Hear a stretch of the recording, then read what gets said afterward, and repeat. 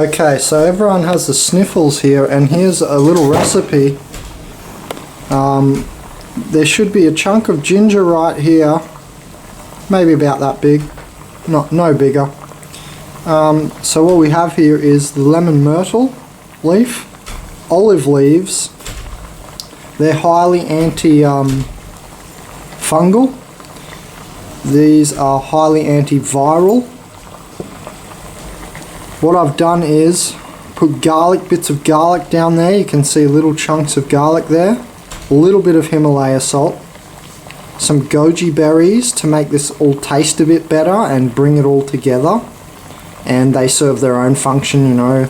Gives you some nutrition, some zeaxanthin, some complete protein profile, so you get some amino acids and stuff, all that good stuff.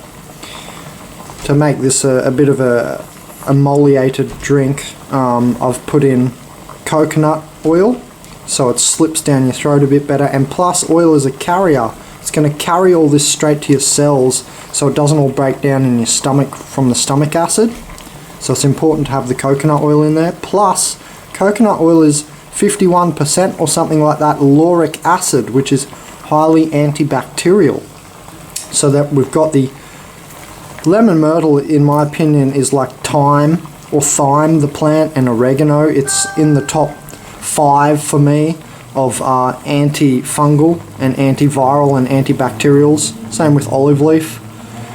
And then we've got the antibacterial action here with the coconut oil and the soothing of the throat. I'm also going to throw in honey after I boil this all in water for about 5 to 10 minutes.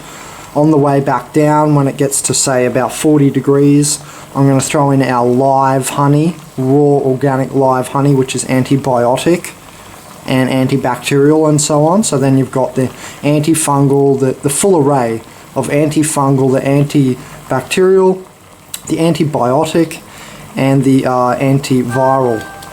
So also I have in there astragalus, so it's going to go straight to our lungs. In another video on shamanic tea, I talked about how each food has a different energy and it wants to go to a different place in your body. Like Hoshu Wu doesn't go to your brain. Bacopa or Brahmi will go to your brain. You don't take carrot juice to cure a tumor in your colon because it's going to your eyes. The energy of foods go to different places in your body. So I've also got in there yellow bits of chili, about 4 little seeds, because someone here will get too much of an upset stomach if I put more chili in. I would, if it was just for me, put in a little bit more chili. So I put in a little bit of chili as well. So we're hiding all of these flavors in the goji. The goji is going to sweeten it. It's going to make it, you know, a bit more tasty to have. Tiny bit of yerba mate tea, because we have yerba mate here, and that'd be nice to throw in there. So you can throw in just another sort of little tiny bit of tea, not much, you see, just to bring a little bit more consistency to the overall end drink. This is going to be a drink. You can eat this stuff if you really want as well, but I'm just going to sort of not really strain it, but just leave it at the bottom of the glass while I drink it, basically. I think that was it. What I put in there. Yeah, I just wanted to add a little bit of Himalaya salt because, you know, it's important to keep your salts up when you're sick as well. And then we're also getting mineralization as well with the 82 trace minerals. So, I mean, it's a very complete drink here. I've thought of, you know, how can I make this a rounder drink, not just ginger and the antibiotics. The 39 natural antibiotics found in garlic. I thought, I don't just want the garlic and I don't just want the ginger. I wish we had the ginger, but yeah. So I wanted to make this a bit more of an all-round sort of drink. So there's a bit of an explanation for Ben's extra suave cough drink. Hey Veronica. No. And I almost forgot, cinnamon is in there, even though you can't see it. I actually grated a cinnamon stick or bark of cinnamon. I didn't even have the powder, so it was very fresh cinnamon, and I've also thrown that in there. You do not bring this to the boil. You can bring it to just under the boil, That's the boil. You do not want that many bubbles. It's okay to see a few of the tiny bubbles, but that's the maximum temperature you're going to bring this to. You do not even have to bring it to 100. You don't want to cook your water to give your body a leukocytic white blood cell reaction and make it work more. You'll extract plenty out of each of these things just bringing it to say 70 or 80 degrees.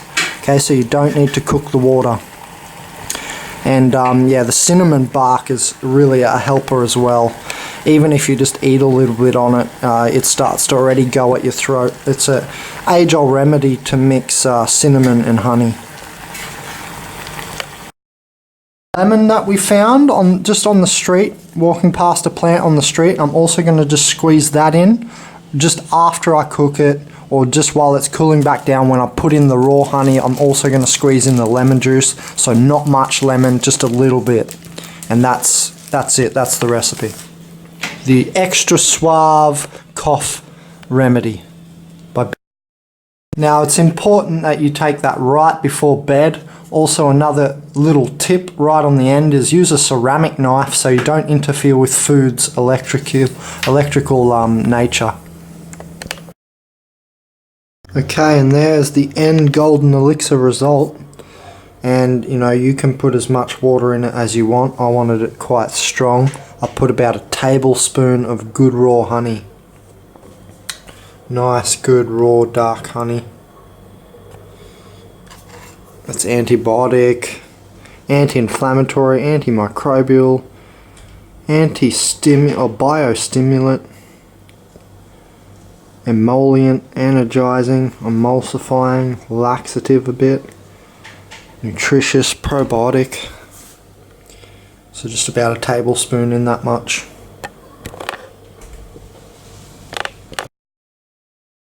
Now the last tip is you can also put your head over this while it's still steaming. So there's some steam coming off. I've got a hood on at the moment, so you can put your head over and suck in all the steam, breathe it in, like I remember my mum used to do with me when I was younger with Vicks in there, and it clears your nose. So you can do that with this mixture as well, and it'll just, the steam will go into your nose and your sinus and help unclog it a bit as well.